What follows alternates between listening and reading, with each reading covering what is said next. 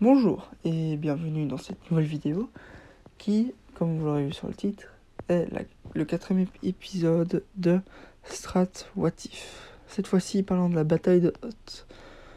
Bon, malheureusement, comme vous allez pouvoir le constater assez rapidement, il n'y a pas grand chose à dire parce que l'Empire a bien agi et les rebelles ont bien réagi.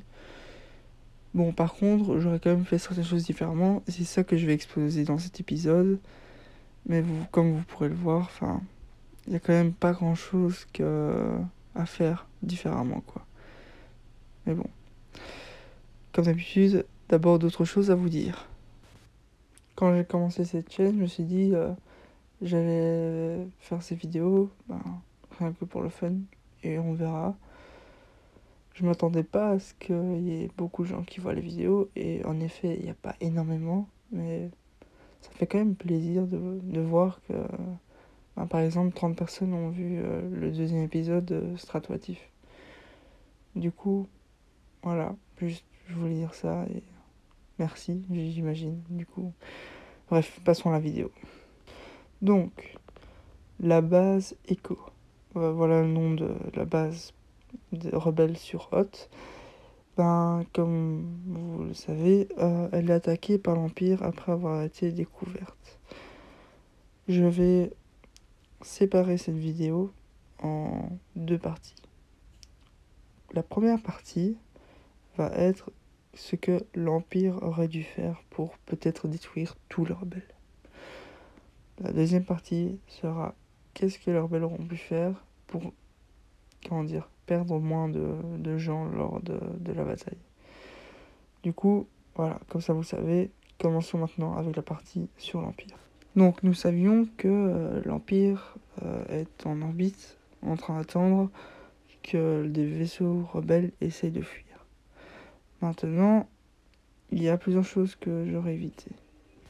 Par exemple, pour éviter que le canon à ion rebelle ne tire sur un des vaisseaux et ne le rende inutilisable pendant un moment, j'aurais envoyé des éclaireurs pour repérer le canon à ion et le désigner comme cible pour les attaquer également.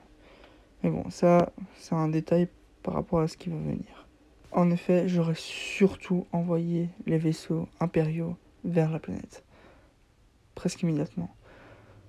Tout simplement parce que, au cas où, comme ça a été le cas dans le film, le canon à ion ne tire sur un des vaisseaux et le rend du coup inutilisable, il y aurait quand même une plus petite marge pour le vaisseau rebelle de passer à travers. Donc, c'est un peu comme, au football.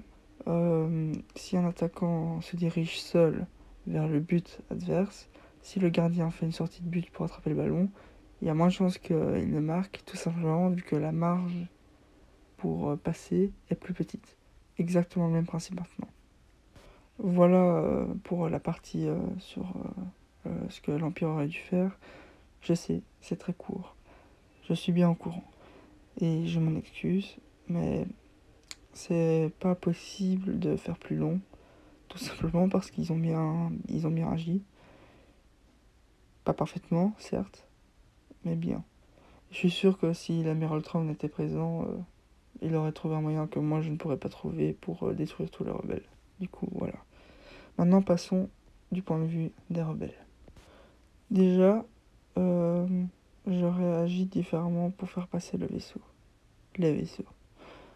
En effet, j'aurais fait tout passer en coup. Il y a plus de chances que ça passe. Tout simplement parce qu'on ne savait pas si le vaisseau allait pouvoir passer.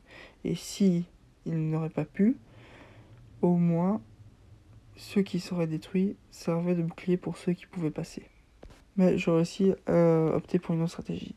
C'est-à-dire de faire passer un seul vaisseau. Donc, le faire passer, hop là. S'il passe, tant mieux. S'il casse, tant pis pour lui. Et ensuite, j'aurais dit au reste des troupes de faire quelque chose d'assez particulier, c'est-à-dire de se diriger de l'autre côté de la planète. Et tout simplement pour faire croire à l'Empire qu'ils ont réussi à détruire le dernier vaisseau rebelle ou qu'ils ont échappé un seul vaisseau rebelle. Et pour faire ancrer cette illusion dans l'esprit de l'Empire, je leur ai laissé beaucoup de matériel derrière. C'est un lourd sacrifice, mais les rebelles ont besoin de plus de personnel que de matériel. Tout simplement parce que c'est eux qui transportent l'espoir que la rébellion a besoin. Et avec ces stratégies, il y aurait beaucoup de chances que l'Empire essaie de poursuivre le vaisseau immédiatement et abandonne la planète. Je serais resté du coup à une rotation de plus sur cette planète pour partir chercher une autre base pour la rébellion. Donc voilà qui sonne la fin de cette vidéo. Le sondage maintenant, comme d'habitude. Et promis, cette fois-ci, c'est pas un petit piège comme celui que je vous avais laissé la dernière fois. J'espère que vous avez apprécié cette vidéo, même si elle était beaucoup plus courte et bien différente des autres stratoatifs. Et je vous vois dans la prochaine vidéo. Au revoir.